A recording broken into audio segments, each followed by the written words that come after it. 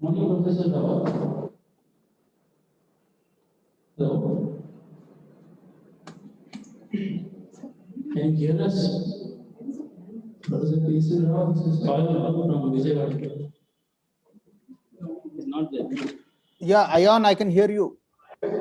Yes, sir. Yes, we have in a couple of minutes we'll start, sir.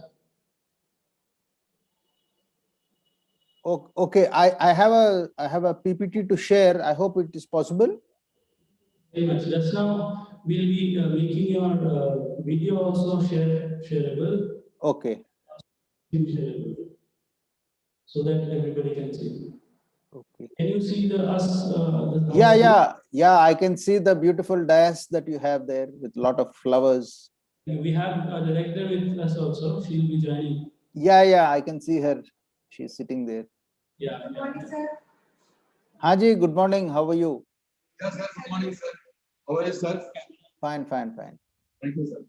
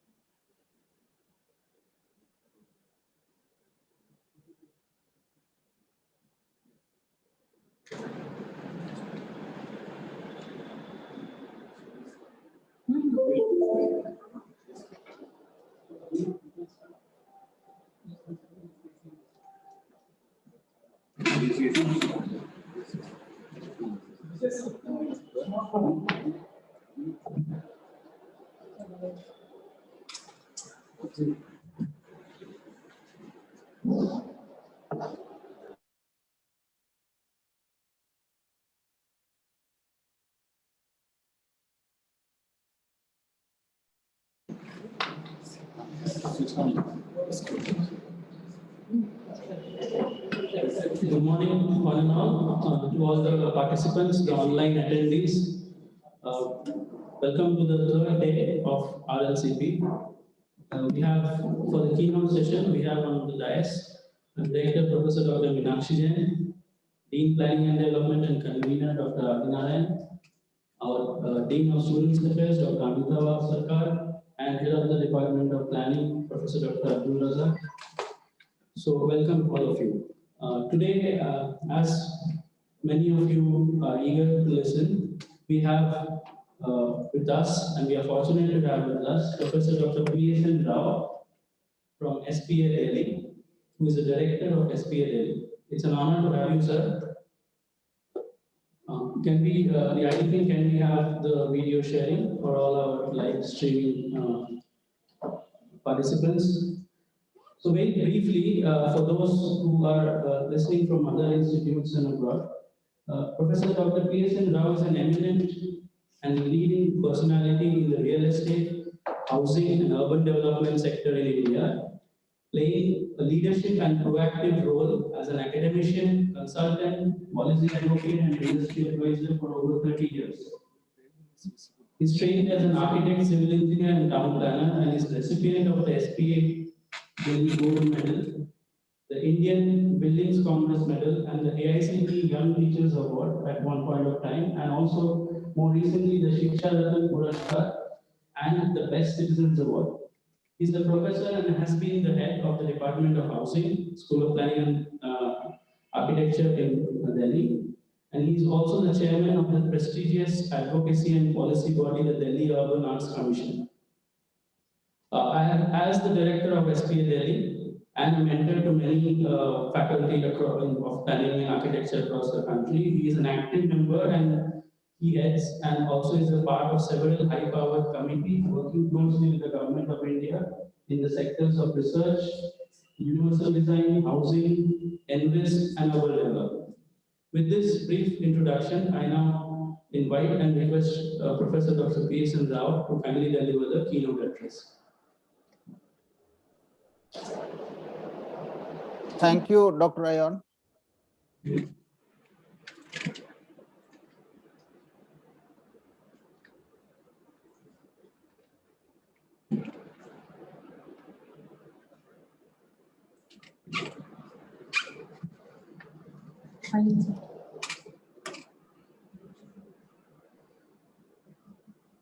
visible? Hello, sir. Yeah, hello. I hope all of you are able to see me and hear me. Morning, sir. Yes, sir. Yes, sir. We are able to see and hear you. See you and hear you. Okay, okay. Good morning to all of you, ladies and gentlemen. Firstly, I would like to thank the director of SPA Vijayawada, Dr. Meenakshi Jain. I think SPA Vijayawada has come a long way. I fondly remember the first day when I had visited SPA Vijayawada, and I was asked to do the admissions for the very first batch. That was a long time back. And today I see that the foundations that were laid a long time ago have now really borne fruit. And today we see SPA Vijayawada's flag flying very high. And with this resilient and livable city planning conference, international conference with such a large number of speakers, I think SPA Vijayawada is doing very well. So my congratulations to the director, Dr. Meenakshi Jain, and all the faculty members and the students. I have a small presentation. Let me see if I can share it with all of you.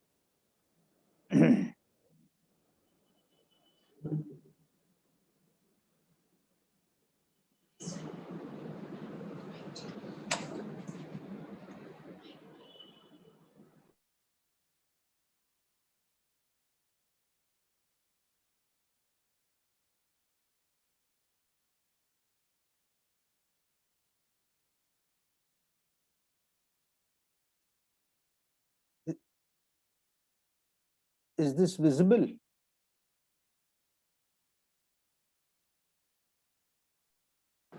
No, sir. Lights are not. Just try. Abhinav? No, sir. The screen is not visible, is it? Not yet. Not yet. Okay, so now let me see how.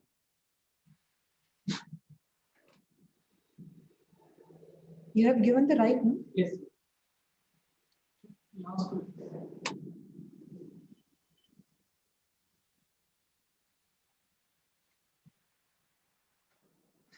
Can you guide? Should you present it? In case it is available? Please no. Okay. Just ask. Sometimes it becomes a problem. Such may it is.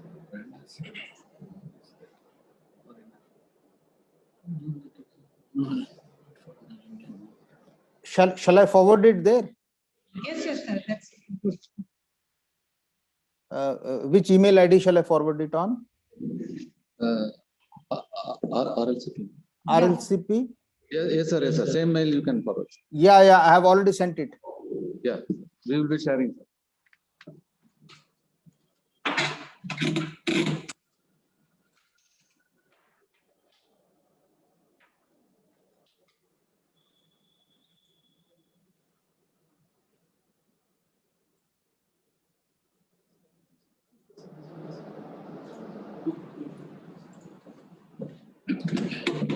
Can you now see or no? Your slide is visible for us. You can also go ahead. The slide is visible? Yes, sir. We can see your slide. Okay, great. So I think we are done. So let me begin. So once again, thank you all. So I do understand when we are in a conference like this with a large number of faculty members and students, most of the things are well known, but probably these conferences in the present day context are actually moments where we will try and remind ourselves and revise the various concepts and tell us what is it that we can really do. So I think this resilience is a topic which is very timely chosen, very important in the present day context. As we broadly understand, when we talk about urban resilience, there are problems, there are strains in the city is stressed, and the ability of the city to come out of the shock or the stress, that is what we understand by urban resilience. And if you look at our cities today, then most of us are in a degree of stress, whether it is water supply, whether it is the traffic, whether it is air. There is so much of stress all over, and still we are able to somehow manage. So in the Indian context, I think urban resilience is something which is extremely important. So a city which is more resilient is probably a city which knows how it can assess its resilience, how it can plan to make it more resilient, and how to make the actions so that we prepare for the future, particularly the various kinds of hazards which are natural or man-made. Very recently, we've seen the Uttarakhand disaster. So are we really prepared for rising to the occasion? I think that is what is extremely important. And resilient cities are obviously better positioned to enhance our lives, to give us more security, to create an environment where more investments can be made and there can be positive change. So essentially, the capacity or the capability to adapt to changing conditions of the urban systems, this is what we understand by urban resilience. And if we look at the Sustainable Development Goals, I think we are all very well aware that there have been a series of initiatives taken at the level of the United Nations and the Habitat. The global community has been working since a very long time, and we had the Millennium Development Goals, and subsequently we had what is called the Sustainable Development Goals. And if we look at the Sustainable Goal 11, it talks about how do we make cities and human settlements more inclusive, more safe, resilient, and sustainable. So when we are talking about resilient and livable city planning in this conference, we are very rightly targeting the Sustainable Goal number 11. In the particular context of India, when we talk about making cities more resilient, we are talking about how do we manage with the millions of tons of waste that we are generating in our cities. How do we manage with the large number of people who are dying on account of pollution?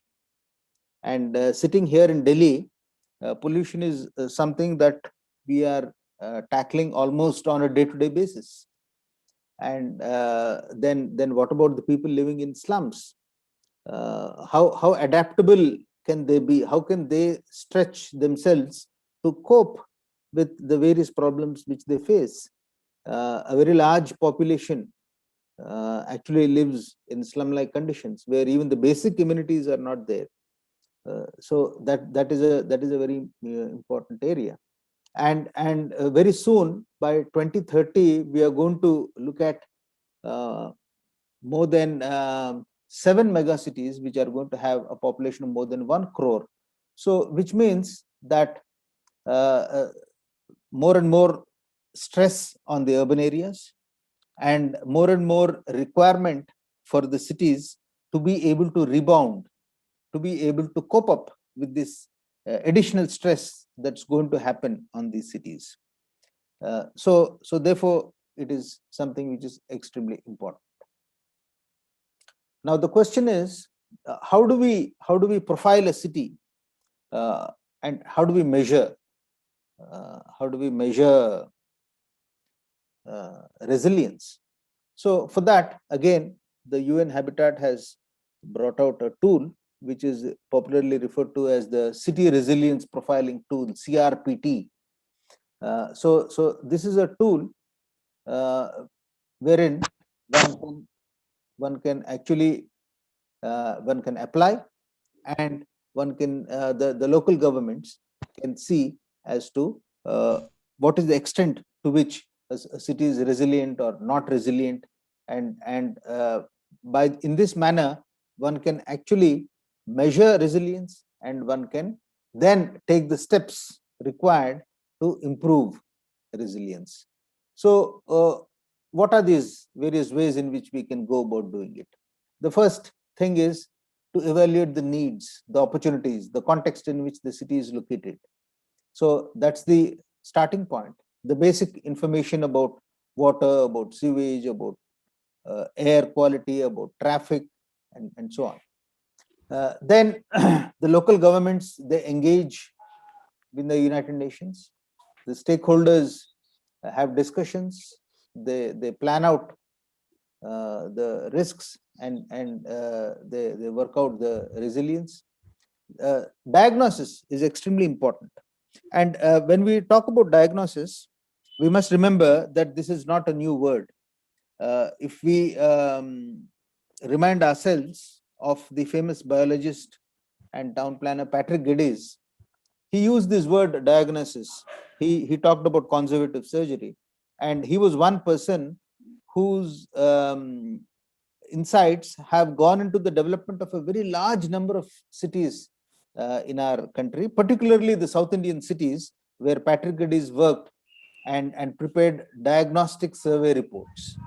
So it is extremely important to identify what is the vulnerability in the urban system, and in which areas there are potential hazards, and how do we measure each of these? What will be the indicators of each of these? So unless and until we diagnose the problem in great depth, it is not possible for us to really think of any solution. And once we are able to diagnose the problem, then what actions can we take? So we need to have a resilience action plan. So what if more people are going to come into the city? Then you have to share the water with more number of people. What if more vehicles come onto the roads? Then the same roads, are you going to widen the roads, or are you going to take off the cars and bring in more buses? What are we going to do? Or are you going to pack more number of people in the buses, like what had happened in the city of Delhi, for instance? A long time back, traveling in the city bus was quite reasonable. But with more increasing population in the city, the buses became crowded. Then they became more crowded. Then they became even more crowded. People started falling off the buses. So then we said that, okay, now bus is not the solution. And then we said, okay, let's go for metros. So a train as a solution. So a resilience action plan should ideally be looking at all these scenarios, and it should be able to predict that these are the resilient actions that we need to take in order to solve the traffic problem.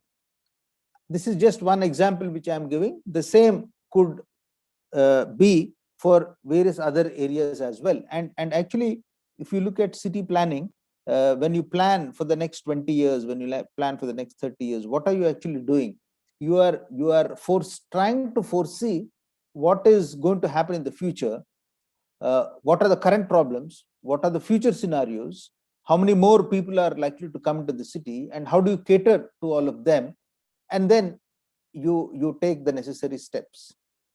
So all of this actually requires additional funding, and I think that is where the key is.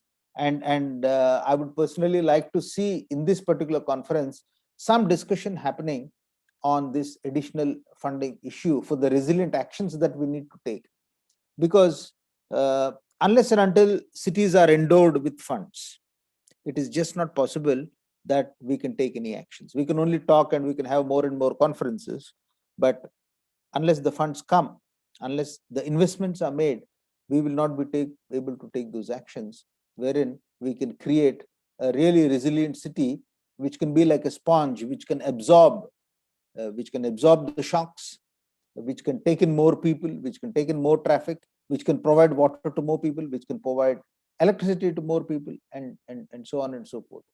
Power resilience is again another example I can give you, particularly in the city of Delhi. Delhi today has become more power resilient as compared to maybe 15 years back, when having a power cut almost on a daily basis, 365 days of the year, was a very common thing in Delhi. Every day we were having power cuts. And then what happened? Then we had the inverter boom happening. So every other person in Delhi would purchase an inverter and have it installed in his house, and these batteries would provide the power. But then that was not a good solution. So the resilient action then was the power privatization which happened in the city of Delhi. And then when the corporate power companies were handed over, then they started taking the resilient actions, and they started putting the systems in order, and they improved the transformers, they improved the power lines, they improved the substations, they improved all of that. And today you find that the inverter battery industry is nowhere, because today the power doesn't really go.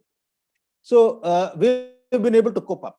Delhi, in terms of the power crisis, has been able to cope up. Delhi, in terms of the transport crisis, has been able to cope up to a certain extent. But then what happens in the next 20 years? What happens in the next 30 years? Are we ready to cope up? Or do we first face the problem? Do we first suffer from the problem, and then we think of an action, and then we start coping up, like it's happening in the case of, let's say, the air pollution? We are making some steps, in the sense that there are what are called these air purifying equipments that are being planned out. Very recently, we had given the approval for the very first of those air purifying towers to be put in the city. But then one tower, even 100 towers, even maybe 500 towers will probably do very little, because first of all, you will not get the land to put so many towers. So how do you sort out? How do you sort out the problem? It's not that every urban problem has a solution, even if you have funding. Today, the government is willing to spend a lot of money to sort out the air pollution problem, but then it is not so easy. Nevertheless, this is an approach which is being tried out in various cities whose names I have listed here. Barcelona, for instance, Bristol. I had the good fortune of visiting Bristol a couple of times, and you can see that all these cities have actually prepared documents called resilient action plans. Unfortunately, in our country, we have not yet started doing that. We are not even preparing master plans, for that matter. A very large number of our cities in our country don't even have master plans. Resilience is actually a concept which needs to be incorporated within the confines of a master plan. But unfortunately, the master plan itself is not there. Some time ago, 2014, we had the World Urban Forum in Medellin, in Colombia, and there again, there was a collaborative effort of various global agencies who have all come together, and they said that we need to actually make people aware. We need to make local governments aware, academicians, researchers, like all the people who are sitting here today are probably aware of many of these things, because they read, they write, and they look at all of these. But they're not running the city. The city is being run by somebody else. The city is being run by popular leaders. So these popular leaders could be film stars, could be. I know of a mayor who was formerly a fisherman, and he became a mayor because he was a very popular person, or maybe a film actor, and so on and so forth. So you are a very popular person, you get elected to the municipal corporation, to the municipality, whatever be it. You may become a municipal councillor or a municipal corporator or a mayor or whatever that be. And then what is your level of awareness of all these problems? And how are you going to mobilize? And where are the people? And what are the capacities of these people? In fact, I must inform all the people, because I'm sure many students are probably listening in. There is a group currently in the Niti Aayog, and I'm also a member of that, where we are very actively taking a relook at urban planning education in our country and what needs to be done. And some of the things that are coming up there is the capacities of the local bodies to have the right kind of people in the right places who can actually affect the change. Otherwise, things will not happen, because whatever has to roll out at the floor of the city has to happen only through the urban local body, the municipal body. So all these UN reports, very colorfully prepared, very well articulated concepts, will only be lying on the table because the local man at the local level, he has to actually implement all of them. I remember there was another city where I had gone. The mayor of that city was actually a wrestler from the local akhada. He was a wrestler, but he was a very popular person, very strongly built. So he became the mayor of the city. So well, there's nothing wrong with that. Everybody listens to the most popular person, and that is what democracy is all about. And we have a very vibrant democracy in our country. But unless and until they are actually roped in, things will not happen on the ground. But at least at the global level, many of these organizations that have been listed here, the World Bank Group, the Inter-American Development Bank, the Rockefeller Foundation, all of them came together and they said that, look, we need to do something. We need to have something called a city resilience index, and we have to look at various factors which go into the making of a city more resilient or less resilient. So we can have an index, and we can start measuring, and we can start scoring, putting a number to it for whatever good it will do. So this organization called the Rockefeller Foundation, they launched what is called the 100 Resilient Cities Initiative, and they defined as the capacity of individuals, communities, institutions, businesses, and systems within a city to survive, adapt, and grow, no matter what kinds of chronic stresses and acute shocks they may experience. So this is again a good initiative at the global level, and trying to look at resilience in terms of 12 universal factors or drivers, or whatever you call them. And these are broadly packeted under 4 buckets. Leadership and strategy is one of that. Health and well-being is another. Economy and society is yet another. And finally, infrastructure and environment. So you can have a series of indicators under these broad 4 areas, and within each of these you can actually work out, and you can say how resilient our cities are. One of the other reasons for us to keep thinking about this term resilience is also because of a variety of natural disasters, and what more can depict the Indian city than the picture that we see here. This is a very common picture, and most of our cities, this picture could be in any one of our cities at any point in time. You could give various reasons for this. Why is this happening? This is happening because of global warming. This is happening because of so many other things. This is also happening because of very poor drainage. This is also happening perhaps because of bad planning. This is happening because the nalas are all choked with all our single-use plastics, or whatever we are throwing into the drains and choking them up. Or it could even mean that we are not taking care of the natural drains, the nalas. We are surfacing so much that nothing percolates into the ground, and water collects at certain places. So very recently a global study was done in which over a 600 city set was examined, and it was found that more than anything else, it is urban floods which endanger us. Just imagine that all of a sudden a lot of water gushes into your campus, all your systems are broken, and everything goes for a toss, and you need to be resilient to cope up with all of that.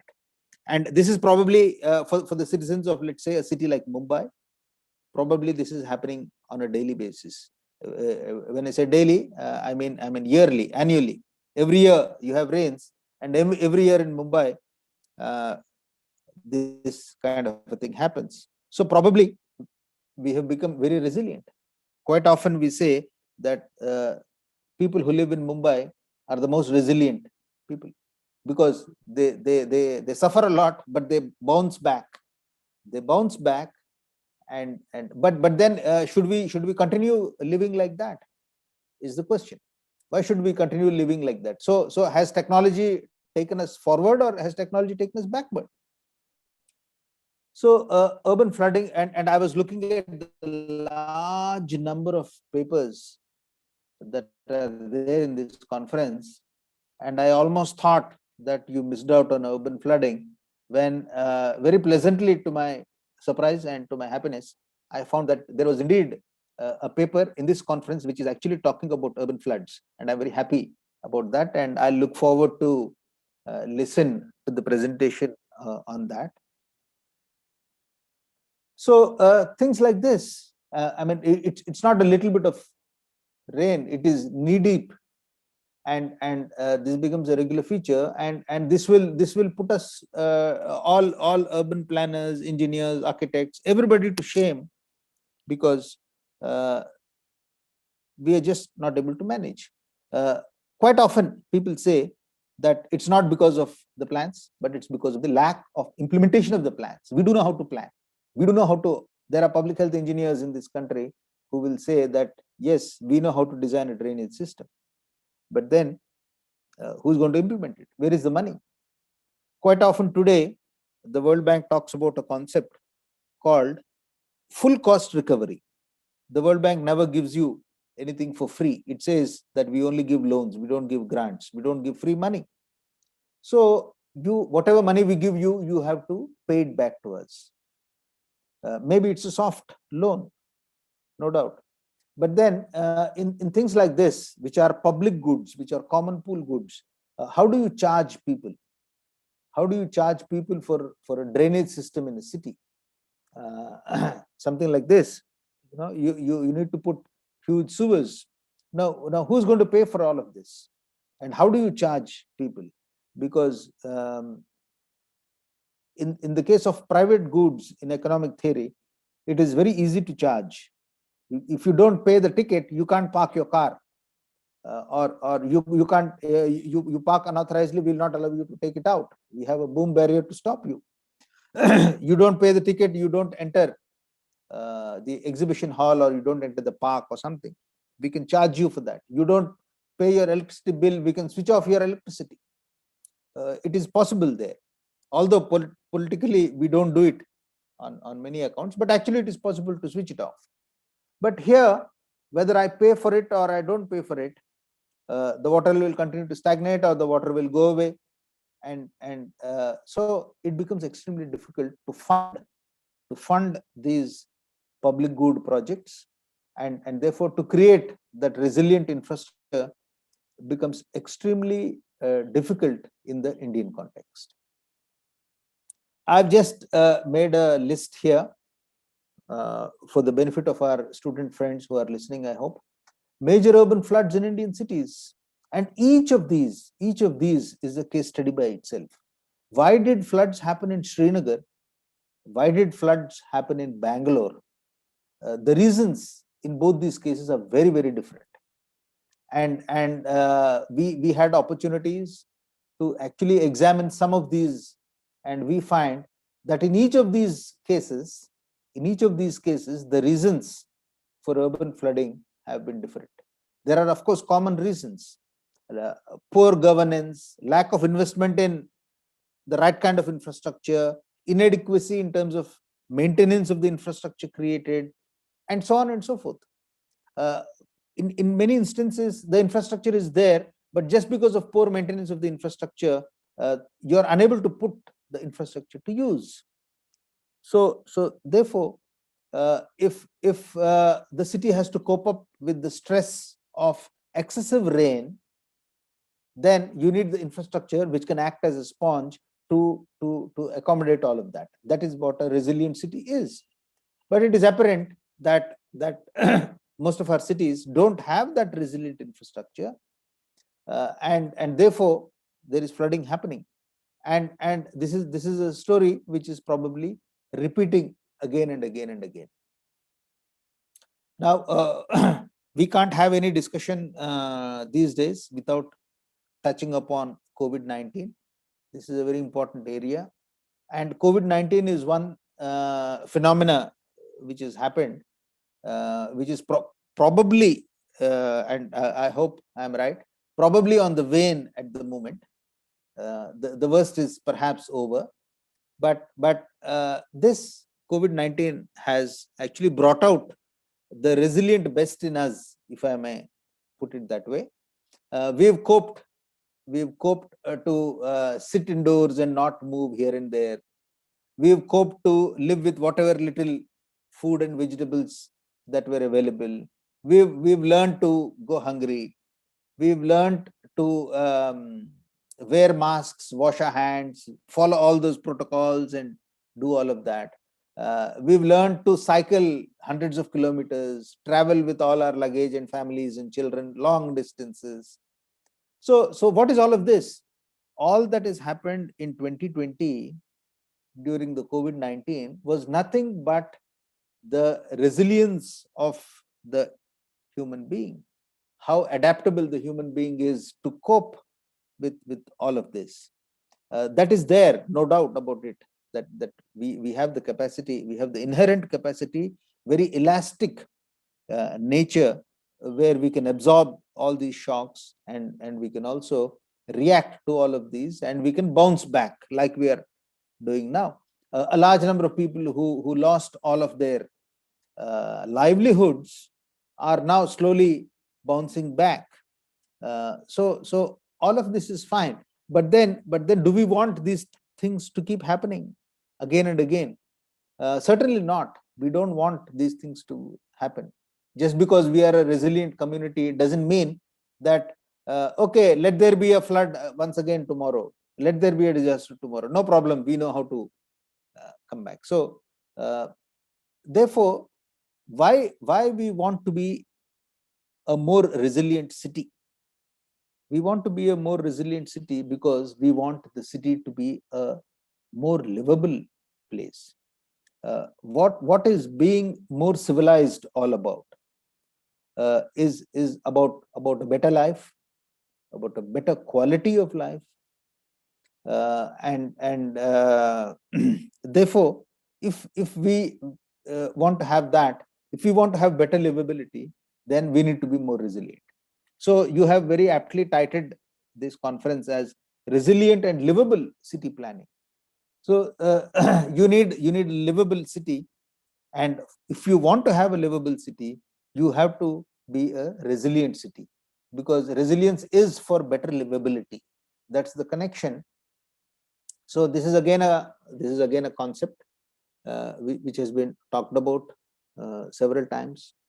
There is also something called a quality of living survey that was done some time back. They had as many as 39 factors. There is also what is called the Economist Intelligence Unit Global Livability Index report. There are a whole lot of all these documents which are available. And in each of these documents, there are frameworks, there are methodologies where a variety of factors are put in. So there are again debates on which factors to be included, which not to be included. And then at the end of the day, what happens? You have a ranking, and then you're told that, okay, this city is more livable than that city, and that city is less livable than this city, and so on and so forth.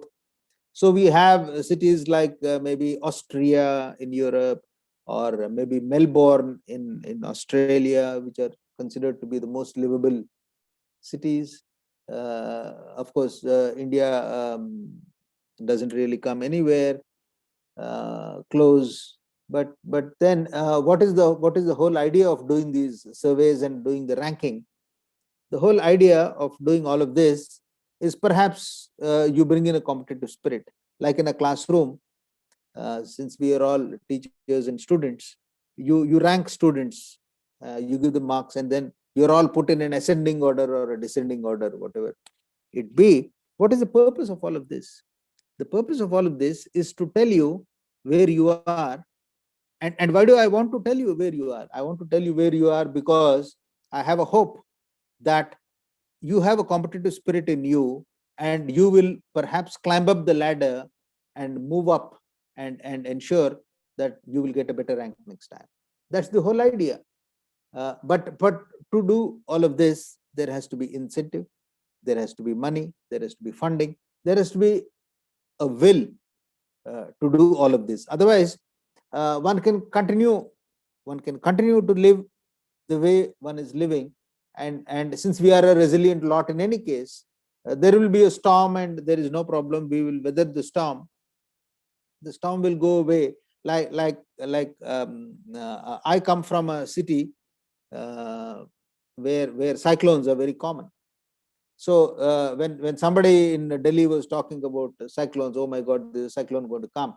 So what are we going to do, and so on. For a person living in Delhi, a cyclone is a very big thing. But for a person like me who comes from a coastal area, cyclone is a very common phenomena. It's a very normal phenomena. It happens all the time. So fine, every time there's a cyclone warning, they say, okay, cyclone is going to come. So we are not really so much worried because we are resilient to the cyclone. We've seen umpteen number of cyclones. So we know what precautions we need to take, and we are able to manage the cyclone much better.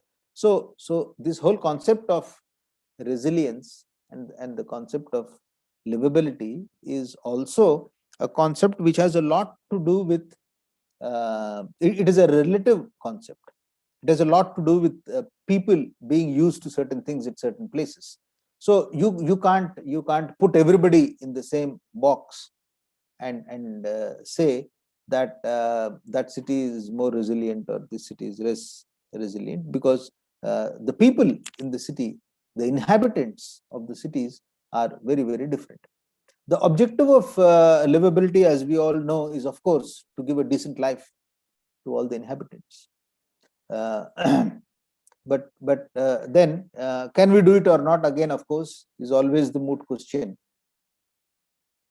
So finally, our own government of India, our own Ministry of Housing and Urban Affairs, we also brought out our own index, and we said that there are all these parameters, and we will ask all the municipal bodies and other governments to give us the data, and you please fill up all these forms, and then you let us know, and then we will do this ranking. And then we said that probably Pune or some city has the highest level of livability, and so on and so forth.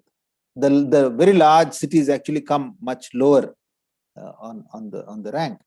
But having said that, these are good academic exercises. These are exercises which also tell us where we are, what we lack, and what we need to do further. There is a lot to be done. So that is there, but it should not ideally stop there, because many of these exercises are exercises which invariably end up as photo opportunities. Yes, the government of India has done a livability index. Yes, we've arranged it. So we immediately have a press conference and we announce the results with great pomp and show, and then it becomes television news for a couple of days, and then there are some flashy reports which are shown here and there. But what happens after that? Where do we move forward? So are the other cities trying to improve their livability index? What efforts have we made? What funding have we provided for them? Unfortunately, my experience has been that we forget these as soon as they are complete, and then we continue the way we are perhaps going. So at the end of the day, what is more important? Why are we doing all of this? Is actually again to look at something else, and that is what we refer to as happiness. So we need to be more resilient so that our cities are more livable, and if our cities are more livable, then we will be more happy. So that's the sequence. So today we are now talking about a World Happiness Report, and how what is it that makes people happy, and how do we become more happy, and so on and so forth. Now this is treading into areas which are even more abstract. How do you define happiness? We've tried to define resilience, we've tried to define livability, because these concepts were more physical in nature. They're more physical in nature, they're more measurable, because we are talking about things which are tangible. But when you talk about things like happiness, then this is something which is highly subjective in nature. It varies from person to person. It varies with the psyche of a person. What is happiness for a European or an American is very different when compared to happiness for an Indian. We often say that particularly our students, as parents, we tell our students, अच्छा college में admission मिल गया तो we are very happy, मेरा बेटा को engineering college में admission मिल गया. अभी आर्किटेक्चर का बारी आए नहीं, but may be after some time. So engineering में एडमिशन मिल गया, मेडिसिन में एडमिशन मिल गया, पेरेंट इज वेरी हैप्पी. बेटा को नौकरी लग गया, the parent is very happy. And then शादी हो गया, yes again you are very happy. Settle हो गया, मेरा बेटा सेटल हो गया है. Retirement ho gaya hai, we are very happy that we have finally retired from our jobs. So for a typical Indian middle class householder, happiness is much more than even a social concept. It is a concept which has to do with the mind, which has to do with attitudes, which has very little perhaps to do with the physicality of things. We can continue to be wading in knee-deep water. We can continue to be traveling in buses and trains which are crowded, but we still manage to have a happy smile on our faces, and we say that no problem, ye chalta hai. There are problems, and then we manage the problems, and we are like that. So some of these concepts that we have borrowed from the West, they cannot really be applied in the Indian urban context, because Indian urban context is a very, very different animal. And quite often when I hear people giving the examples of Barcelona, for instance, cycling in Barcelona, cycling in Bristol, for instance, people are, there are hardly any people, there's hardly any traffic, and the weather is so pleasant. So one can comfortably do all of this. But in the typical Indian situation, where the mind is very different, where the way in which we work is very, very different. For instance, after COVID-19 unlock had happened, how did people bounce back? People could bounce back because the investments in their businesses, like a chai wala or a pakoda wala or a sabji wala or a fruit wala on the roadside, for him to close his business and for him to open his business, we call it in management terms as the ease of entry and ease of exit of any business, is requiring very little investments. So the bigger business houses found it difficult. So many of them have permanently wound up, but not so in the case of the informal sector, the great Indian informal sector on the roadside, which urban planners perhaps don't like because they dirty your pavements and the roads and so on. They are perhaps the most resilient of them all, and they've been able to completely bounce back because all you need is very little to again get back into business, and then your incomes are on, then your life is on, your livelihood is on, your life is on, and then you start moving forward. So therefore a complete relook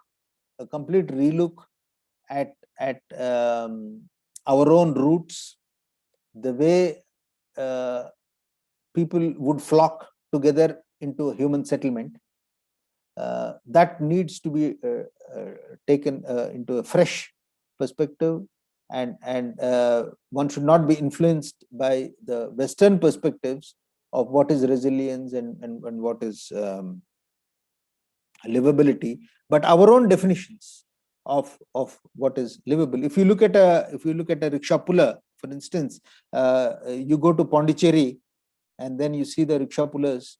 The fellow is very scantily clad, and he would have a meal of maybe a few bananas, which are very rich in calories and very nutritious, and then he would be very happily sleeping on his cycle rickshaw itself, with the cool sea breeze of the Bay of Bengal, and then he's a very happy person, and he's also very resilient.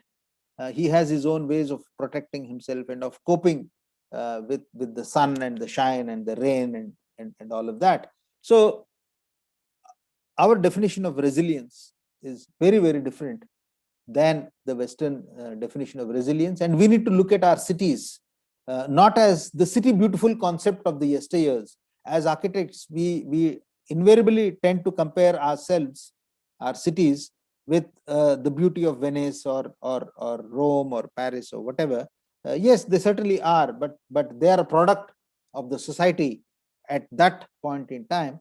But we need to look at our cities not as comparing our cities are so dirty as compared to let's say Paris, but look at our cities through the prism of Indianness, and then we will find that things are very, very different. So ultimately, it is the way we look at things that makes all the difference, and it is with this Bharatiya concept of resilience and livability and happiness.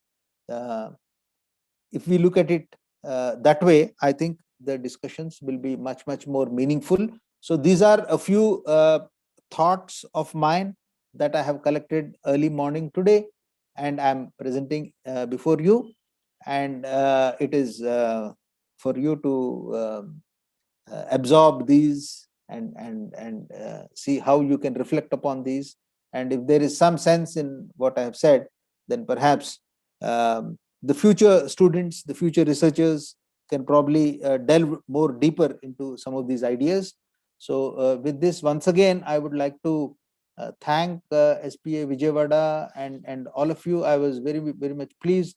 You have been able to bring together a very large number of people from Australia, from Norway, from Bristol in the UK, and from a very large number of cities. You've gathered so many people, and there are so many themes and so many topics, and from so many cities across the country. I think you're doing a great job. So please go ahead. I congratulate all of you once again, and this is where I will stop. Thank you so much for giving me this opportunity.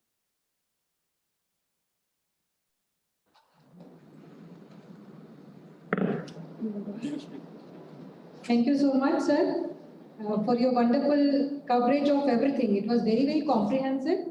You covered all the aspects: resilient, livable city, and ultimately what is matter is to us is the happiness. That's what, like, very in detail and comprehensive way you have covered everything. I think today's keynote speech was very, very important for all of us. And we truly understood how resilient Indian system is and truly how resilient our people are. This is very true. The concept, the site is different, and accordingly, we have been bounced back. And earlier, when we all were together in one of the conference, there also, I mean, it was the same thing that we discussed, that the cities will bounce back, and we are now at the lean end of the COVID, and we have really bounced back. And the end of the day, we are converting the all thought into the resilient and livable city planning, and your blessings are there with us. And I'm sure tomorrow is the last day, and with the speaker of all of you, and with the all SPA team and the team from other institutes, all members, I'm really thankful for all of you for giving us a very comprehensive overview of the overall topic. Thank you so much.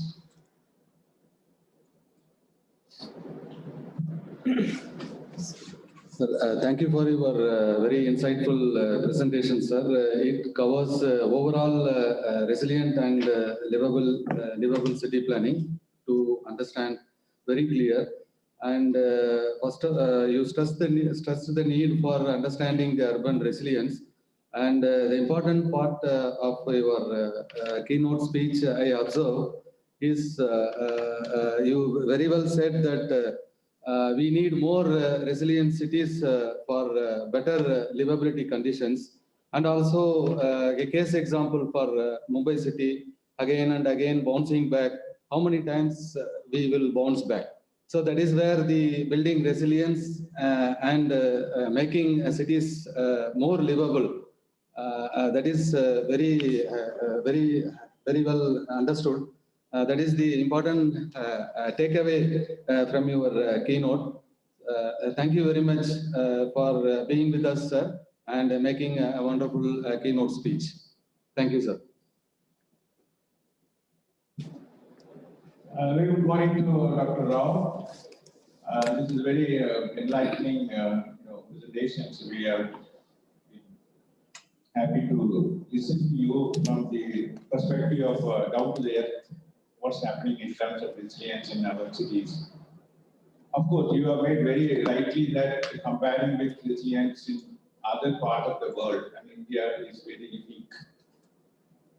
And you said also that it's very, very important in planning the human dimension of the resiliency, because how cope up with the situation of a interpolar or even a middle class family housed for so many days and months.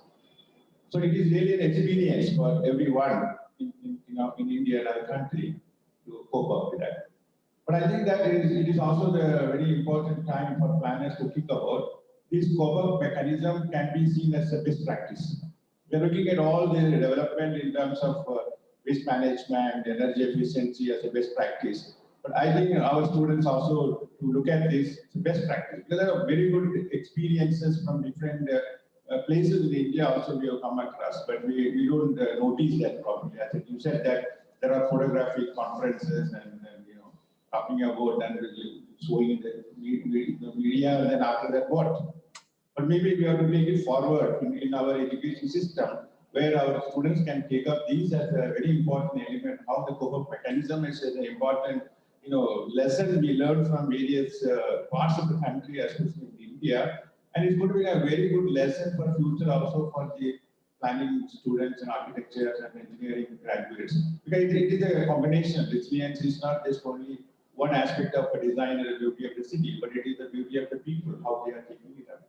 So I am very happy to compliment your presentation. It is realistic, and I hope that our students might enjoy.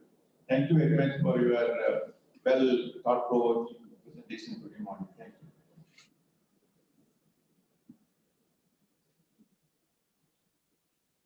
Thank you, sir, for your speech, and we are towards the end of the keynote session. What I would like to add is that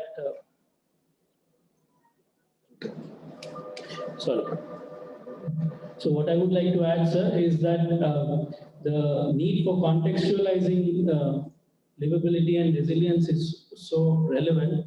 And even though Government of India has come out with an Indian version of livability, as you showed, as you showed in your presentation, but there is a lot of scope of research in contextualizing resilience, which is yet to be taken up in India. So that gives us not only interesting,